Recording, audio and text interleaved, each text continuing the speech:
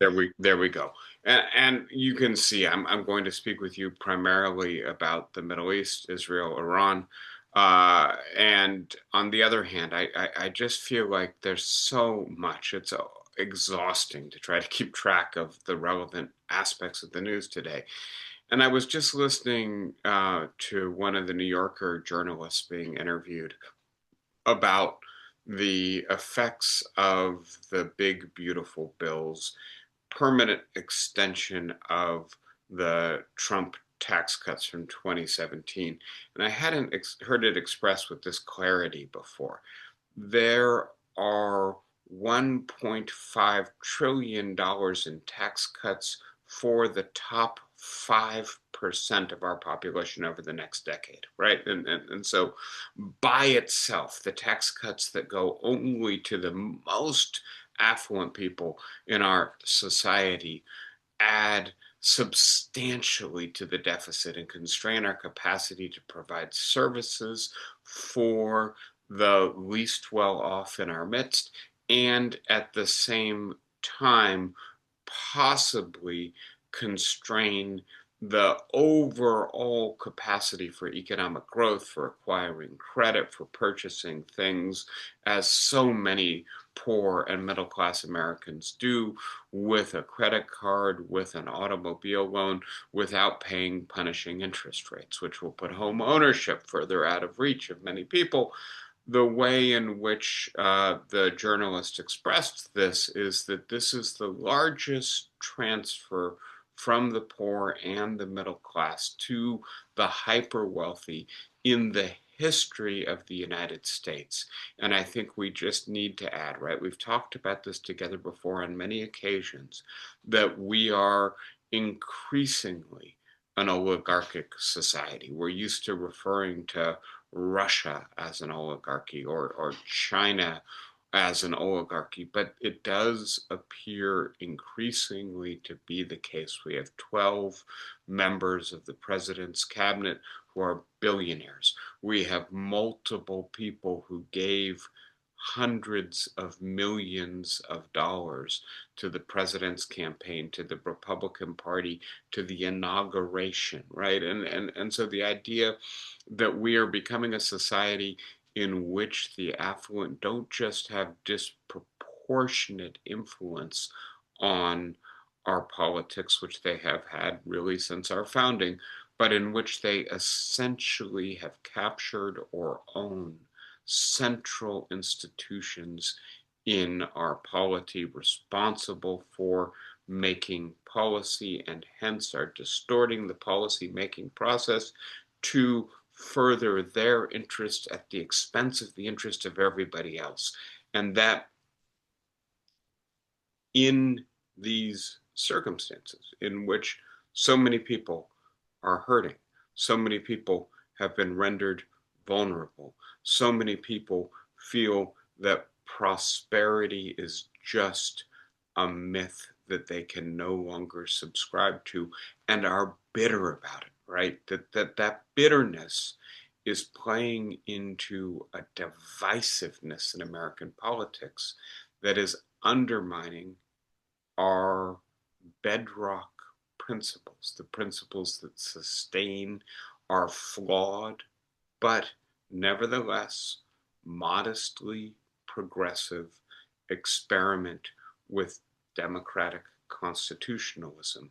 And so while I'm going to speak with you about the place where the missiles are flying today, I think we have to have the bandwidth. We have to have the mental capacity, the energy, the courage to pay simultaneous attention to a variety of bleak and depressing stories that are unfolding at the same time, and then to muster the resolve to protest, to resist, to do everything in our power to block what will be disastrous legislation that is being pushed through Congress while we focus, right, on what's happening in Iran and Israel, or with the National Guard in Los Angeles, or with people, including our senators and New York City's comptroller, our elected officials being handcuffed and roughed up by our own governmental officials, right? There's a lot for us to be focusing on, a lot for us to be outraged or despondent about right now. But while we pay attention to all of that, we can't neglect the more mundane policy making process and what is likely to come through it if there isn't sustained resistance in the next weeks to our representatives, and in particular, right, the Republican Party. I don't think any Democrats are going to vote for this, so we need to find ways to exercise influence over the few elected officials who seem to be a little bit more susceptible to pressure in the Republican caucus in Congress, and make it clear to them, we're watching this too. We're not going to simply forget about this in light of the chaos, the inundation, the dangers elsewhere in the world in our political process. So that's my preamble into the main topic for today. Unless anybody has any questions or thoughts about all that. So war comes for the Middle East again as Israel launches a decapitation attack on Iran, and Iran retaliates. And so this is a topic we broached last week as it was just beginning last week. It's now, right, 9 days into this conflict, maybe 10 days in the Middle East, actually. And it shows no signs of abating, right? You're probably reading the analysis about which side will exhaust itself first. Will the Iranians run out of missiles to lob at Israel? Will Israel run out of the intercepting munitions it uses to shoot down those missiles? And depending on which side depletes its arsenal first, maybe this war has a sooner or a later end date. But based on what we're seeing on the ground, I don't see any reason to believe that this war is going to let up soon, and to be as clear as possible, right? What is success for Israel? I suppose there's a scenario in which either Iran's nuclear capacity, its capacity to enrich uranium to weapons grade, is destroyed or sufficiently degraded that Israel can feel that it has accomplished its mission. Iran can no longer produce nuclear weapons in the foreseeable future. I suppose there's another scenario in which the Iranian regime collapses under the weight of its own failure to protect its people and its critical infrastructure from this escalating assault that appears to be more and more successful. And I suppose there's a third scenario in which Iran actually has sufficient missiles and the Israeli capacity to defend itself is sufficiently diminished that Israel decides that they've accomplished enough and stops short of either destruction of Iran's imminent nuclear capacity or regime change in Iran. But having said that, so I can see some end game scenarios in this conflict. I don't have any idea how likely they are. And it worries me, frankly, that none of them appears to be near term likely events. And so the possibility that we will see a protracted and escalating war, a war that potentially draws in other countries, a war in which the President of the United States may in fact willingly involve our country as well. It certainly is the case that not just Donald Trump, but Joe Biden and a variety of presidents have facilitated Israel's defense, not only via arming it, but also by using American munitions and warships and facilities to reinforce Israeli air defense, and that is happening in this conflict as it did in the last few years for Israel as well. So that's a level of involvement that we already have, in addition to being Israel's chief supplier of arms.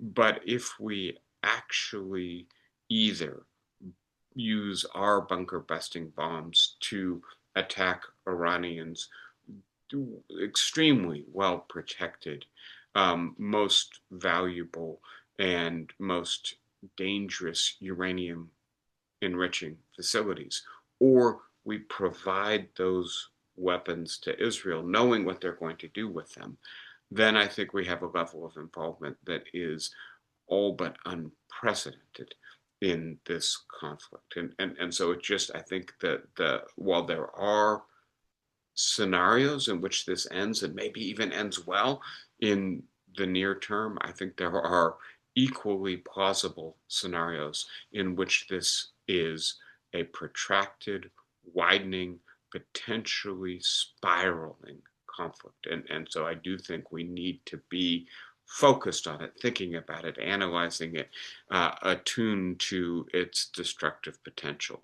I don't have much new information here, right? I mean, there is a lot of new information, but it's all of a kind, which is that the missiles continue to fall, people in Iran continue to die, they are being replaced by new people. It appears that even the supreme leader, Ayatollah Ali Khamenei, has designated a successor.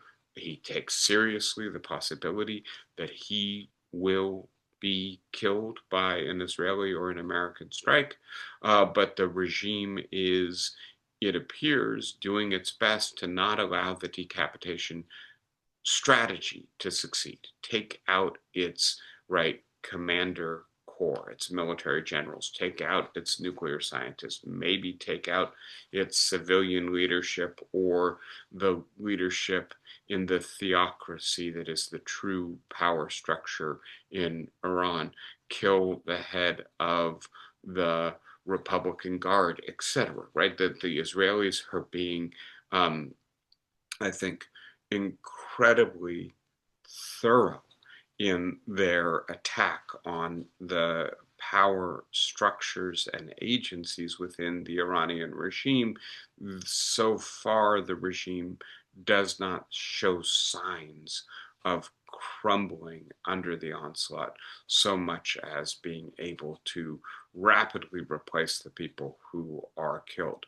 Now, I don't know.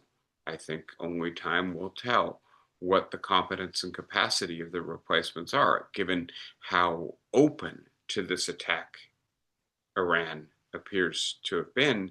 It's not clear that the people they're replacing had that great a capacity or competence either. They certainly were caught off guard in a catastrophic way by this attack. So the idea that this reflects a fundamental shift in the balance of power in the Middle East between Iran and Israel in particular, and that Iran was, prior to these attacks, substantially weakened, and weakened in part by regime change in Syria, by the departure of Assad for Russia, by the rise of an Islamicist revolution that eventually overthrew the Assad regime, but replaced it with a regime with much less sympathy for Iran, much less willing to do Iran's dirty work or have Iran's back. And at the same time, that the conflict with Hezbollah in southern Lebanon over the last 2 years, especially roughly a year ago, has substantially degraded Israel's need to worry about a simultaneous two-front war in which one of its adversaries, one of Iran's proxies, is on its border and capable of actually mounting a land assault in addition to lobbing thousands of missiles at Israel. And the fact, obviously, that Hamas has been decimated by the years long occupation and war in Gaza. Not eliminated, that's probably not possible, but its capacity as a fighting force is substantially reduced. And the fact that the attacks by Israel on Iran prior to the current war degraded Iran's air defenses. All of this makes Iran much weaker, Israel much stronger. And this is, I think, part of the essential strategic backdrop to Israel's decision to attack 10 days ago.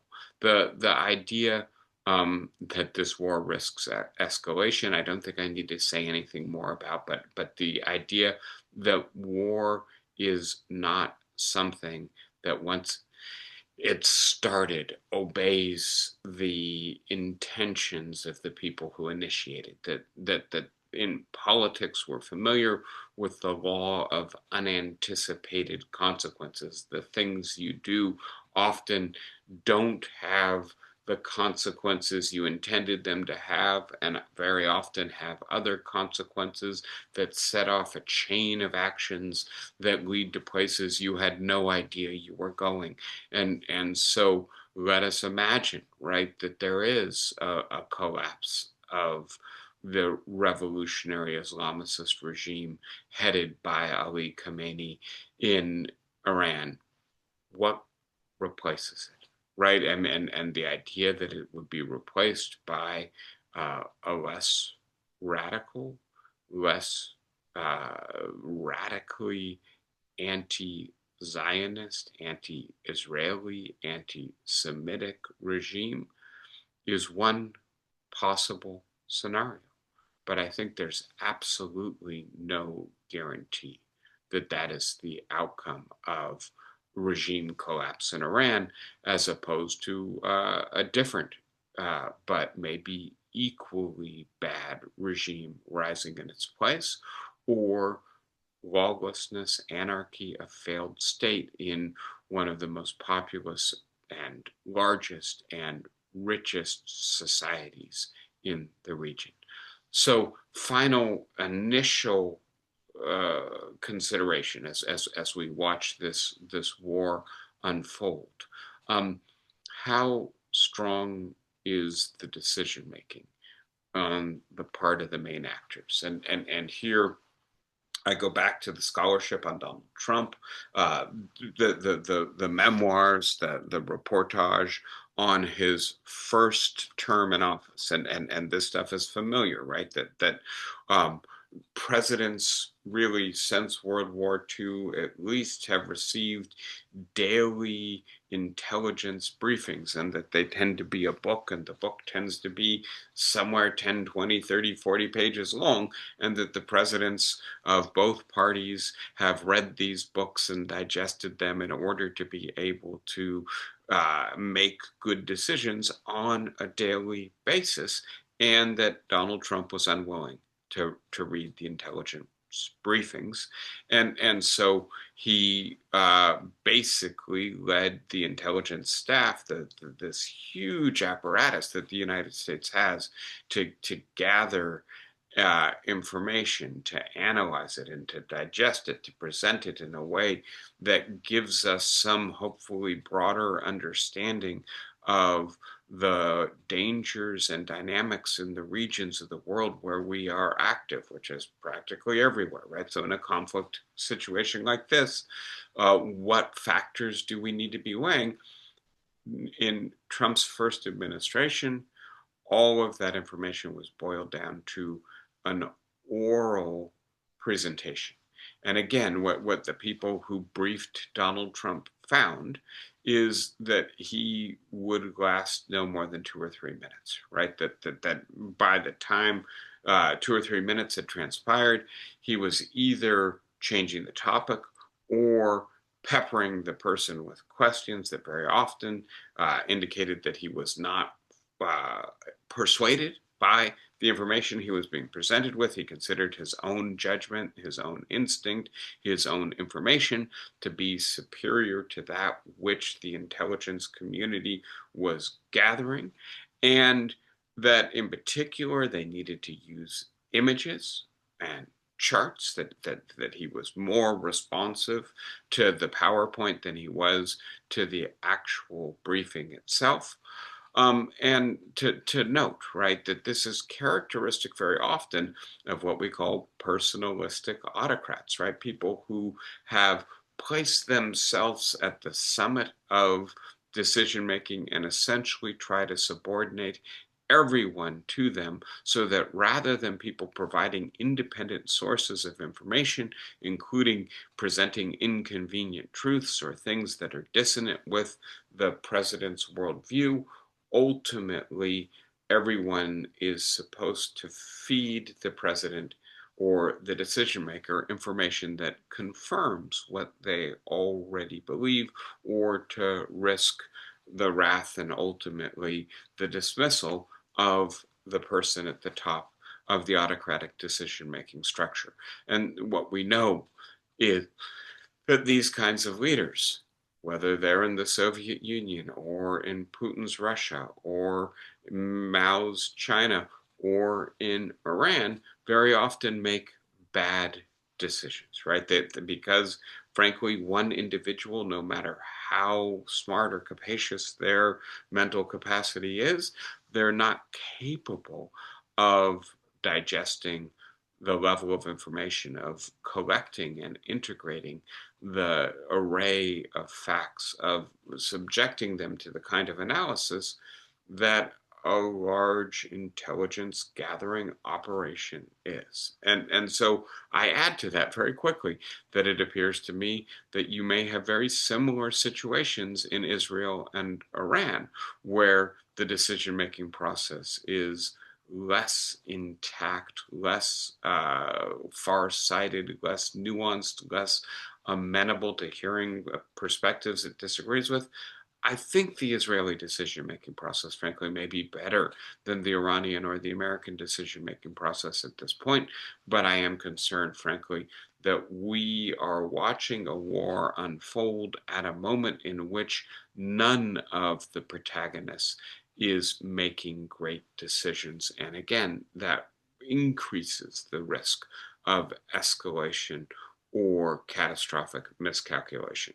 I'll be very quick about this. I don't think that there's a lot of new information to share with you, a lot of information that you won't have gleaned already from the news, right? There have been substantial attacks on Iran. I think my map is not quite up to date, but many facilities throughout Iran have been hit, and this includes their nuclear processing infrastructure, their uranium enrichment infrastructure. It includes their missile construction and missile launching, their air defenses, so central military targets. But it also includes their oil infrastructure, both their wells and their refineries, and it also includes some of their communication infrastructure.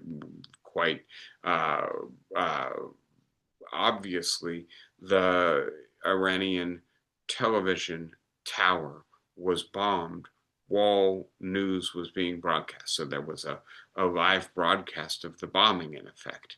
And Iranian internet has been significantly diminished. It's unclear whether that's the Israelis or the Iranian regime trying to prevent the Iranian people from getting outside information. But there is growing, I think, erosion of Iran's capacity to protect its critical infrastructure, not just its military infrastructure, but the source of its revenue in its petroleum or fossil fuel infrastructure, as well as its energy, its capacity to give electricity and television and radio to its own people.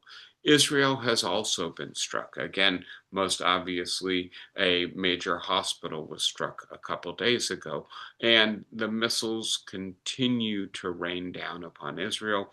The opening image showed, I'll go back to it for a second, what the night skies over Tel Aviv look like and what happens. This is right, Tel Aviv, when Iranian missiles actually succeed in penetrating the Iron Dome, the missile defenses. And please note, right, you're seeing missiles coming in and interceptors going up. And even when the interception is successful, the debris falls to the ground. And this big question, who will run out of armaments first? Will the Iranians overwhelm Israel's capacity to protect itself, degrade their, well, exhaust, I guess I should say, the number of intercepting munitions that they have? Or will Iran run out of missiles first? Or will Israel take out its missile launchers to such an extent that Iran is unable to launch missiles? I think all of those scenarios are bleak scenarios, right? They involve one side or the other exhausting themselves, not some sort of negotiated truce or some sort of off ramp where one side or the other says, we've done enough, this can now end. Very quickly, and to get to what the at least announced goal of this campaign is, which is to take out Iran's capacity to pose an existential threat to Israel by acquiring nuclear weapons, and that means both the bomb grade nuclear material, the uranium, and the capacity not only to fire a missile, but to fire a missile that detonates a nuclear weapon. It's not easy stuff.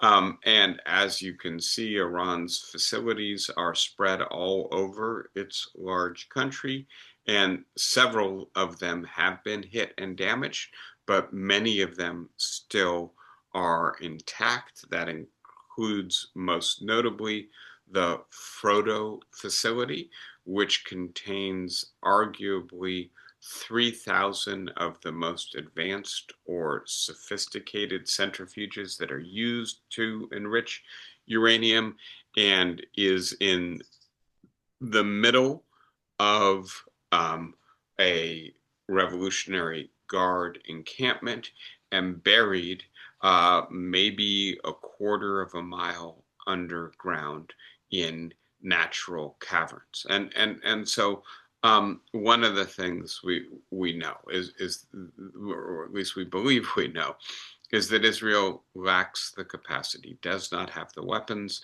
to directly penetrate into the depth of the mountain at which these facilities are located. And so then the question becomes, how, if your ultimate goal, your end game, is to take out this facility, do you do it? And I think there are three possible scenarios here. One of them is that the U.S. tries to do it for Israel. And when I say we try to do it, I mean we use our massive ordnance penetrator or bunker buster bomb, the largest of which weighs roughly 30,000 pounds and contains 6,000 pounds of explosives. And by the way, there is apparently really only one military aircraft in the world capable of carrying such a large bomb, and that is the B-2 stealth bomber, and only the United States has these bombs and these bombers. And so the easiest, the most straightforward path to this is the U.S. bombs this one facility using our bunker busters and our B-2s. And then just note for a second, right? This bomb will penetrate roughly 200 feet, right? That is to say, it weighs so much and it is constructed in such a way that when it hits the surface, it doesn't stop and explode. It actually burrows in, or the momentum of its fall carries it in to the surface, assuming the surface is, uh, typical medium density and strength land up to about 200 feet. And then it detonates, right? And we know that this facility that the Israelis and maybe the Americans are trying to take out is around 300, 350 feet below Earth. And so the bomb is, even this bomb, is not going to get there, right? But the idea is if it explodes at 200 feet, the Earth carries the shock waves and it's sufficient to actually collapse the hull that contains the centrifuges. Now, right, we've never seen this hull, I don't believe, and so the question is, among other things, has it been reinforced? We don't know the answer to that question, so there's no guarantee that this mission would succeed. And and in that sense, this is a purely technical question, whether or not it's the Israelis who are given the equipment and carry out the attack, or the Americans carry out the attack. There's no guarantee that this actually um, eliminates the most dangerous capacity that Iran has from the perspective of getting nuclear weapons. So the next couple questions, I'll be quick about it. The alternative seems to be an Israeli ground invasion. And as you see when you look at the maps, I'm sure you are aware, right? There is no contiguous border. So presumably what we're talking about is a actual airdrop, and because this is a heavily guarded Revolutionary Guard compound, we're probably talking about the Israelis dropping hundreds or thousands of troops and fighting their way in and ultimately getting into the underground chamber in order to destroy or dismantle the centrifuges, maybe blow up the whole thing. Now, having said all of that, right? So, three scenarios: the US bombs, Israel bombs, the bombing is a success, the bombing isn't a success, a ground invasion, at least a limited ground invasion to target this facility. Um, I want to pose another question here, which is, really, can Iran's nuclear program be eliminated without a regime change? And here, I think this is a double-edged sword. On the one hand, if, let us say, everything goes perfectly for the Iranians, I'm sorry, I meant to say for the Israelis, and so they take out this facility and all of the other facilities, but the current regime remains in place, then how long does it take the current regime to rebuild these facilities? And I want to say it might be a decade, right? Clearly, this is not something that happens easily or readily. But having said that, if this regime is hell bent, if this is a large society with a lot of well-educated people and a lot of resources, they dedicate themselves to doing this, they will be able to rebuild something akin to what they have right now. The other edge to this question is to ask, well, how much support does the regime of the Ayatollahs and it's civilian proxies, right? There are elections in Iran. There are elections in which the Revolutionary Council pre-selects the candidates to be ones that are acceptable to them. So they're not free and fair, open elections. It does appear, I don't have exact figures, but that maybe 75%, certainly as much as two-thirds of Iranians would prefer to have a different kind of government. And so if the current regime either surrenders its nuclear capacity because its sworn enemy, Israel, has done so much damage to its capacity to protect its people and itself, or the Israelis succeed in taking out the uh, prize gem of the regime, its nuclear programs, how many of the people of Iran say, well, if the regime can't protect itself from Israel, it can't protect itself from us either, and rise up and potentially bring about regime change in that way. So please note, right, regime change is in the mix in this conflict in a couple different ways. In terms of one other aspect of technical background, how close to having a nuclear weapon is Iran, and how committed to having a nuclear weapon is Iran?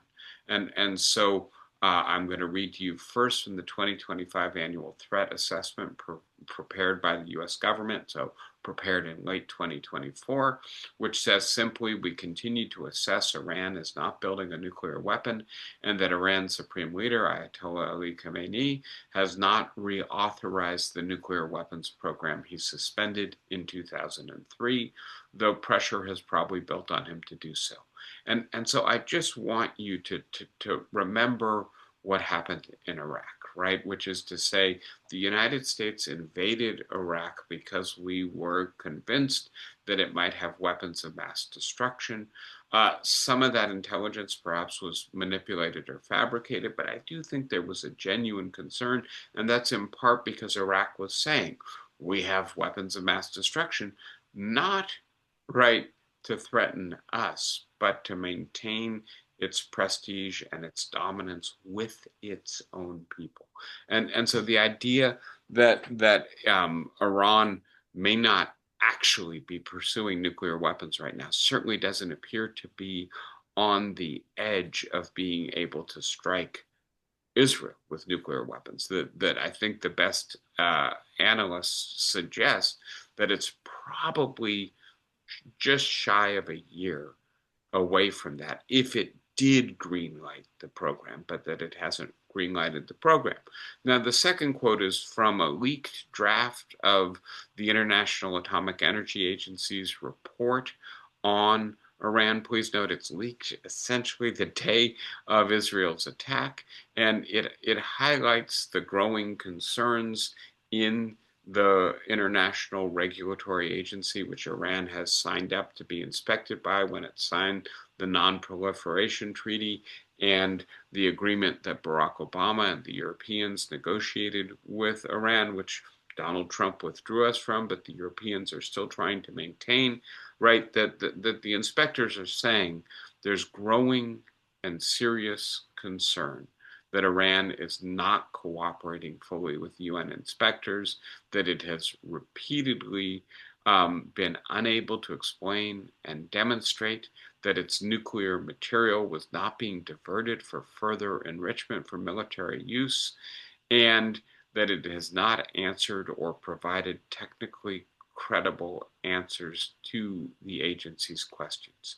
And so I want to just note very quickly that both of these things can be true at the same time, which is that Iran is not fully compliant with the inspectors and trying to maintain what you might call strategic ambiguity about how far along it is in its nuclear program. Strategic ambiguity is advantageous for it vis-a-vis Israel, vis-a-vis the negotiations with Trump, and perhaps also vis-a-vis its own people.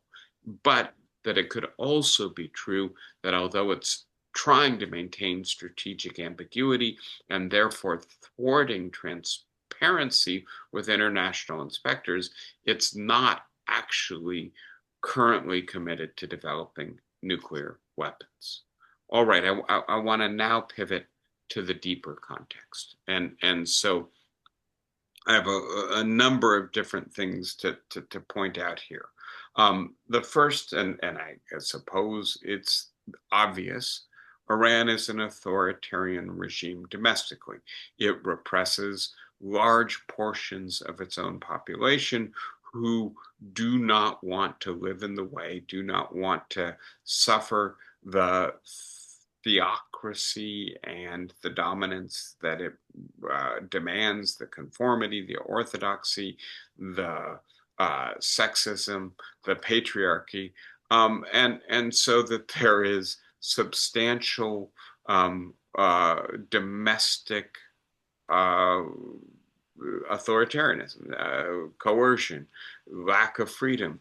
And by the way, Iran is a terrible influence in the region, right? It's a quasi-imperial force in Syria and Lebanon, in Yemen, in Iraq. They all are destabilized or radicalized or prevented from having the kind of governments that would be best for their own people by Iranian meddling, by Iranian sponsoring of proxies and parties and forces within their own society.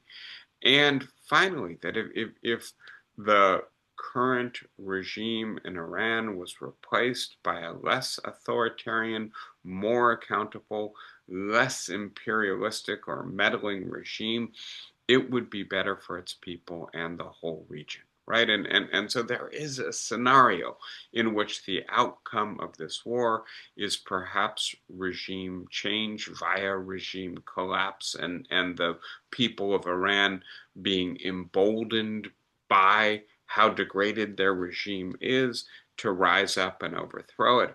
And then they replace it with something better. And it's beneficial for Israel, but for Iran as well, and for the whole region.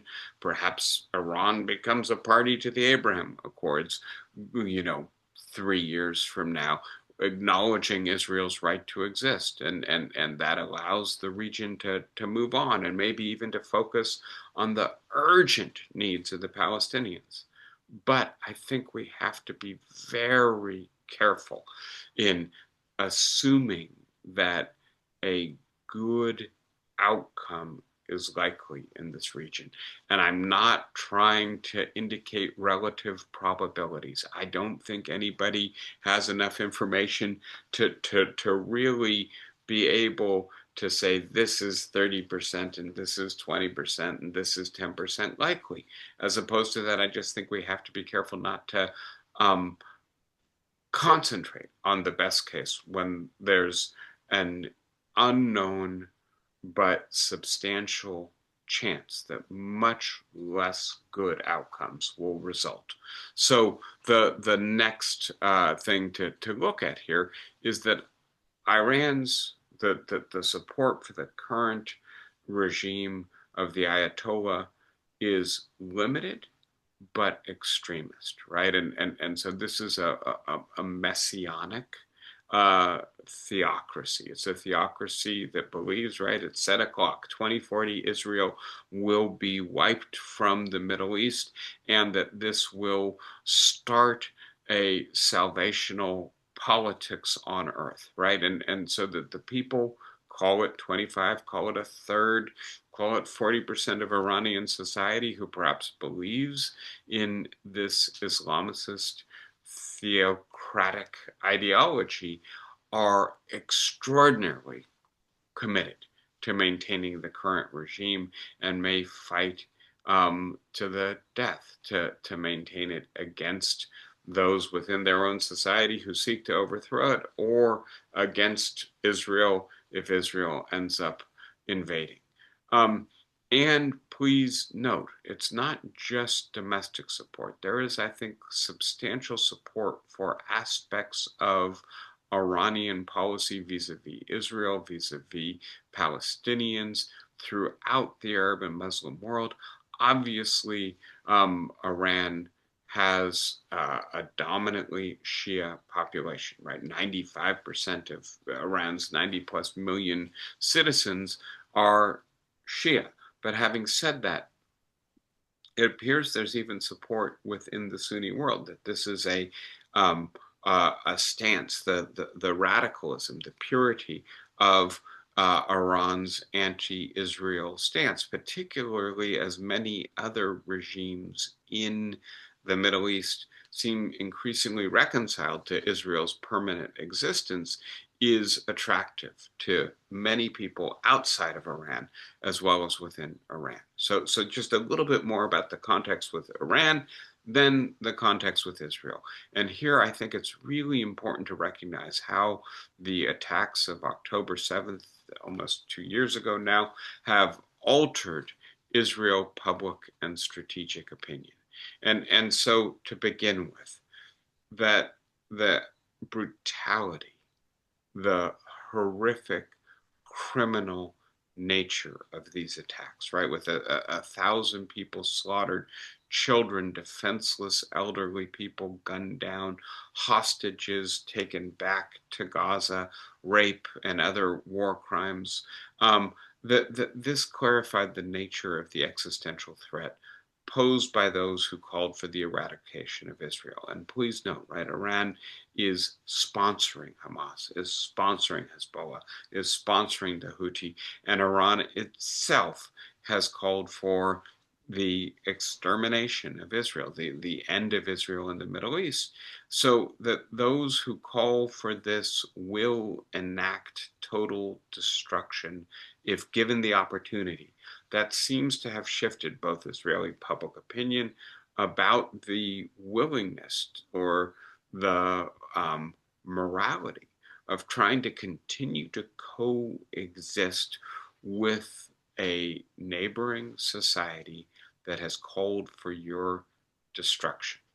And note in particular that Israel, of course, is a society that's founded in the aftermath of the Holocaust on the very premise, this is why it exists, the raison d'etre, that Jews will never be defenseless, will never allow for the destruction of Jews in a future scenario in which there is a society committed to killing as many Jews as possible. And so I think that we need to recognize that Israeli public opinion and the whole apparatus of strategic planning has shifted quite dramatically in the last couple of years on its position with Iran, frankly, more in accord with what Benjamin Netanyahu has believed for a very long time. Second, and related, the sense of competence of Israeli security state has been shattered, right? The idea that essentially Israeli intelligence, Israeli technology, Israeli military capability are so much in advance of its neighbors that it can live with neighbors who are sworn enemies and nevertheless not suffer catastrophic loss. And October 7th, in a sense, put the lie to that idea. And then third and finally, the understanding that Hamas is simply Iran's proxy, that the real enmity, the real war, the real hostility. I have said to you before, I continue to believe that I don't think Israel can eliminate Hamas without completely dispossessing the Palestinians in Gaza. And that in many respects, this just appears to be the best understanding of what Israel is trying to do in Gaza right now. But having said that, recognizing also that in a sense, even if it is possible for Israel to somehow eliminate Hamas from Gaza, and I don't see how it is possible without a total and utter humanitarian catastrophe worse than the one that is already unfolding now, which is among the most chilling and heartbreaking humanitarian losses occurring in the 21st century, that it's still the case, even if somehow Israel succeeds in getting rid of Hamas, that all it's done is defeated one of the proxies of its true enemy, and that its true enemy is Iran, and that the only reason Hamas attacks, the only reason Hamas has the weapons to attack, the only reason Hamas is able to dominate Gaza is because of Iran's support. And so, in essence, the right response to October 7th is not only going after Hamas from an Israeli strategic perspective, it has to also be going after Iran. And I do think, again, it's not just that Israel saw a military opening, it's that Israeli strategic doctrine vis-a-vis Iran is evolving. Um, Continuing then with the context here, um, right? The idea that in the background to all of this, rationalizing, in a sense, Iran's anti Zionist, anti Israeli, and anti Semitic politics is the Israeli Palestinian conflict. And this is a conflict that, frankly, is no closer to being resolved today than it was 2, 3, 5, 10 years ago. And if anything, the catastrophic cycle of violence, revenge, and vengeance is just getting worse. And so it's worthwhile noting. I'll speak a little bit more about this if time permits. 55,000 Palestinians have died in Gaza since October 7th. That perhaps a third, perhaps as many as 40% of them are children. And that although it is clearly the case that Hamas is used as a strategy, hiding its forces, its supplies, its tunnels, its capacities in schools or underneath schools and hospitals and mosques.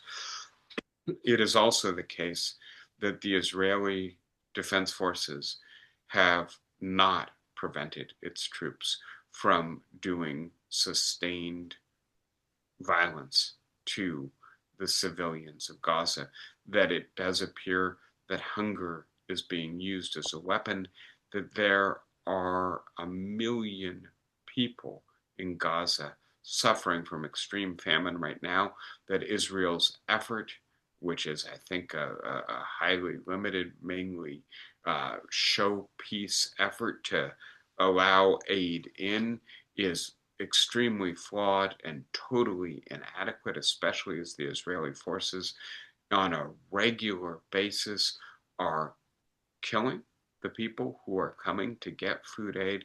So the idea that this could be a total and utter catastrophe, massive starvation of 1 million or more people in an area controlled by Israel, but occupied by Palestinians, and that this will feed into the deeper hatred for Israel in the region and in the Muslim world. Please note, right, the Islamic State and other Islamicist forces, Al Qaeda, are spreading in Africa right now.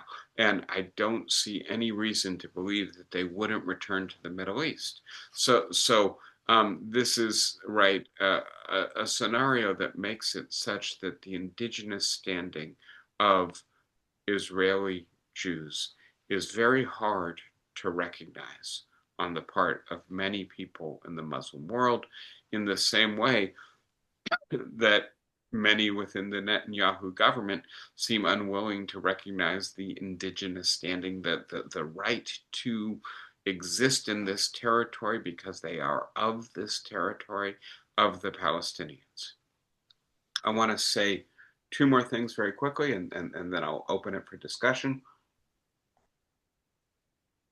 First, I think we can't forget. I think we tend to forget. I think we have a kind of convenient historical amnesia or short-term memory about America's long history of neo-colonial intervention in this area. Remember that it is the United States that helped the Shah of Iran to assassinate his father in 1941 and then to overthrow the regime of Mohammad Mossadegh in 1953. The Shah of Iran then ruled Iran with the Savak being one of the most brutal, awful, torturing secret police organizations in the world. And that when the Iranian Revolution occurred, they discovered that some of the torture equipment that was being used by the Savak was manufactured in the United States, right? And so the idea right? To go back to what people within the Bush administration told us about the war in Iraq, that we would be greeted in the streets with flowers. The idea that the Iranian people have a deeply grounded mistrust of the United States, and that this spreads throughout the Arab world, that they view Europeans and the US as imperial powers that long dominated their region, and that in the 20th century shifted over to soft colonialism in the aftermath of decolonization to control their regimes in order to extract the petroleum from their territory at a price that was advantageous to us and disadvantageous to the wealth of the region, as well as to democracy and autonomy. This does not bode well for the United States intervention, I think, succeeding long term if that is in fact what we do. Finally, the other side of regime change. Please note how risky this business is, right? We know from recent learning, right?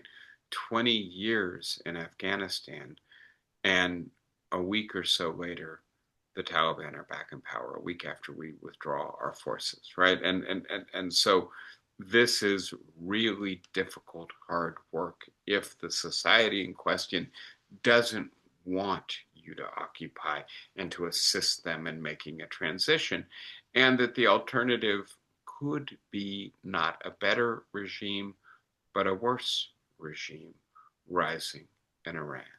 Or alternatively, it could be that no single regime would succeed in controlling this large, powerful, rich, and historically, culturally extremely important region, and that anarchy would first take hold in Iran and then spread outward from Iran. And so as we weigh the scenarios, the risks, the things we should be thinking about, I think we have to really worry if our leaders or the leaders in Israel and elsewhere in the world are thinking the ultimate goal here, the ultimate success would be Iranian regime change. I'll stop there. Obviously, gave you a fair bit of information. This is not my expertise. I know many of you also have information that I suspect could round out our perspective. Anybody want to start? Flossie, go ahead. You got to unmute yourself. You're still muted.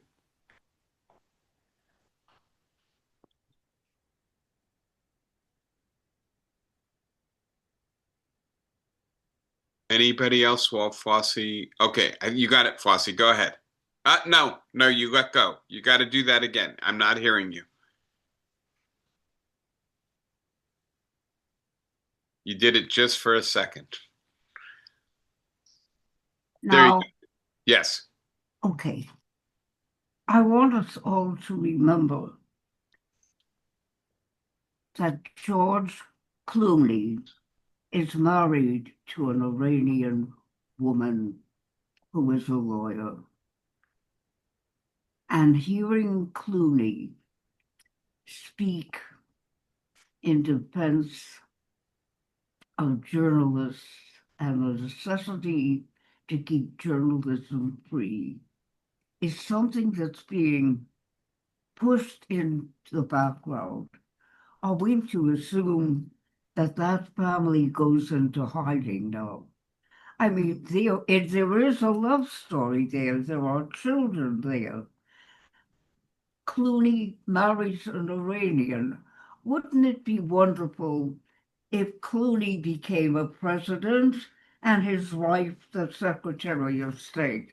That's a pipe dream, but it isn't the first time that love has conquered all. And I think we need to face that. There is a family at stake there, and I fear that they will have to go into hiding. I don't I don't know what to say about it, but I know that there has to be another way to look at all of these things. And maybe it has to be poetry. It has to be something as stupid as love.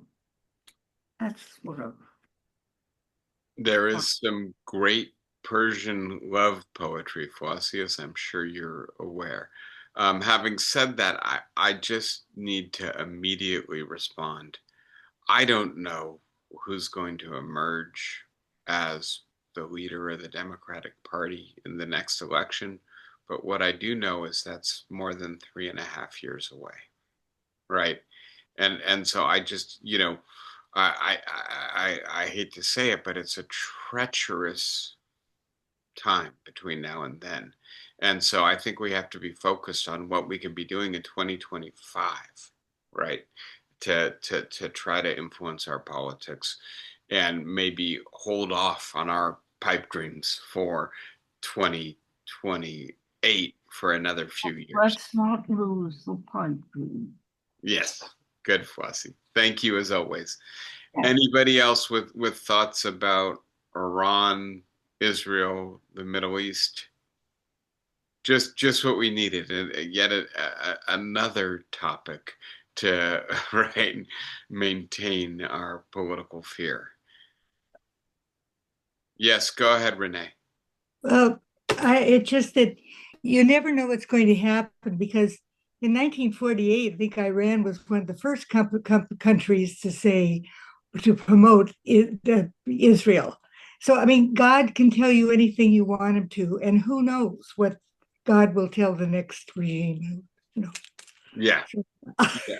And look, I mean, from what I understand, Tehran, which is, right now, like Tel Aviv and elsewhere, having bombs rain down upon it, missiles, people huddling in bomb shelters, is also, in many respects, a cosmopolitan city, right?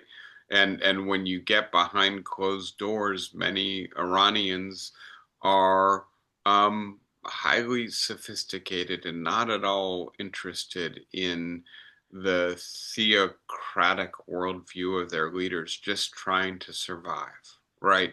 And so yes, there's probably a sizable portion of Iranian society, the Iranian populace, who, if given the opportunity, would replace the current right regime, which is hell bent on the destruction of Israel, with a much different regime, and that it could be very good for Israel and for the Middle East.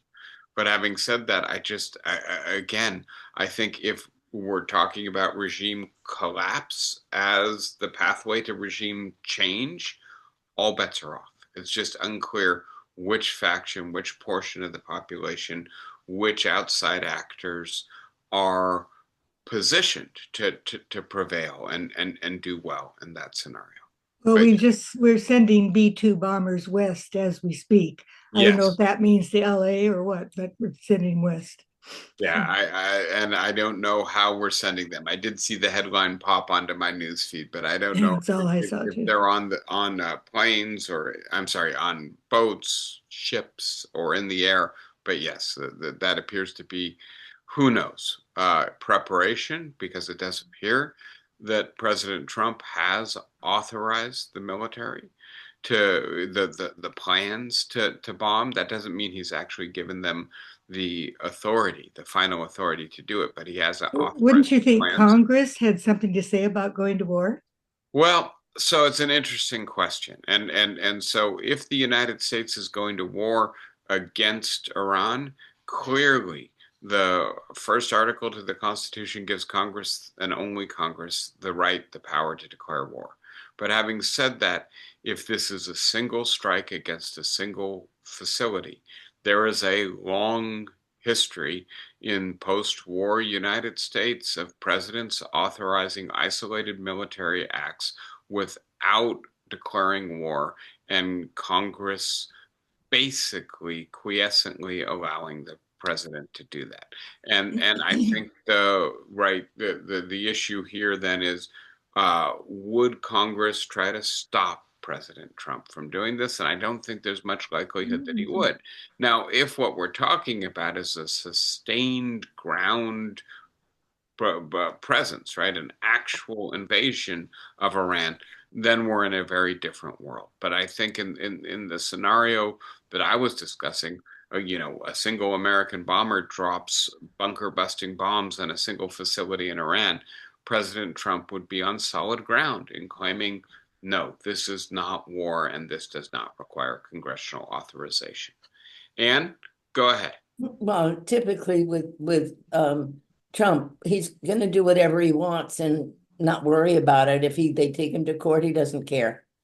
And So typically, this is the thing. There, it really is no restraint. yeah. And I can't see Congress as constituted right now not authorizing this, right? And I would add, look, there are deep divisions within Mhm. the Make America Great Again coalition between the isolationists, the American Firstists, the people like Tucker Carlson, who are publicly saying this is not what we elected Donald Trump to do, and he needs to remember that the reason he rose to leadership within the Republican Party is because George W. Bush was so badly discredited by his interventionism. Don't go down that path again, right? Steve Bannon is also in this camp. But yeah, I just think that Donald Trump, unfortunately, is in a position where he will make up his mind, and he'll probably make it up on the basis of his own considerations, and then, we'll see what happens. So yes, I don't think there's much restraint.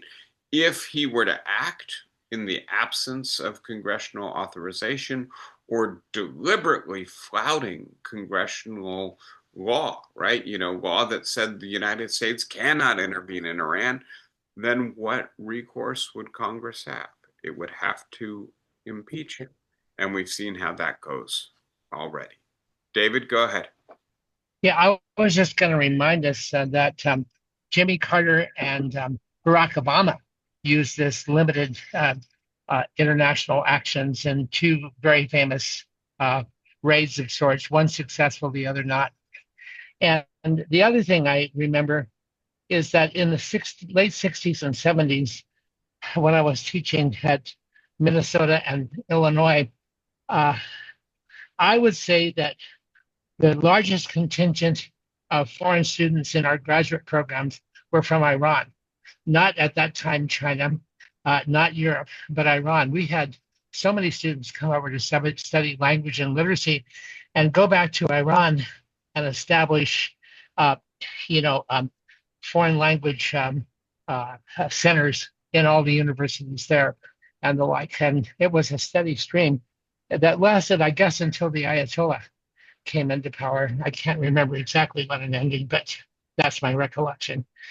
So we had a very robust exchange, intellectual and academic exchange, I think with professors too, on Fulbrights and the like. Yeah. And obviously there's a large Iranian American population, Yes. in addition to, I assume, a large cohort of Iranians educated Yeah. in the United States, educated in Europe. Remember, lots of interchange with France as well, who have no love for this regime, right? But having said that, I don't think that makes it any easier to No, predict it doesn't. the outcome of regime collapse would be in that society, given, how divided, how complex, how large it is, and then the multiple different actors in that region, each pushing their own agenda. I just think it's a totally unpredictable scenario. Yes, and if Trump is sending bombers anywhere, we're not sure whether it's going to be Tehran or Los Angeles. Yeah, no, I think that's in part what Renee was saying as Yeah, well. exactly. Yes, hopefully we don't need bunker busters to take out ICE protesters in LA. Anybody else with a thought or a comment for today? Sarah, go ahead. You need to unmute yourself, right? There you go. The if we were to bomb the nuclear site, you're saying that that would not be considered an act of war? Well, so I don't know if it would be an act of war under international law. I'm saying under the precedent of recent military actions undertaken by American presidents, it would look like so many other actions that presidents have been allowed to undertake without congressional authorization. Right. And so, as is so often the case here, there's the plain language of the text, only Congress has the right to declare war. And then there's the evolving practice, which is an increasingly imperial presidency. Right. And so what matters is not the text. It doesn't enforce itself. What matters is the practice. It's what we do. And so yes, you and I might call it an act of war, but is anybody in Congress, other than the usual suspects who are in the minority, going to actually call the president to account for having done it without congressional authorization? I don't think in a way that effectively restrains him at all. Mm. Yeah. And by the way, right, as David just pointed out, it's not just Republican presidents, right? Democratic presidents have been very happy to be able to exercise the power of the imperial presidency as well. All right. Michael, go ahead. Thank you. Yeah, of course. Thank you, Sarah. Michael, you're still muted.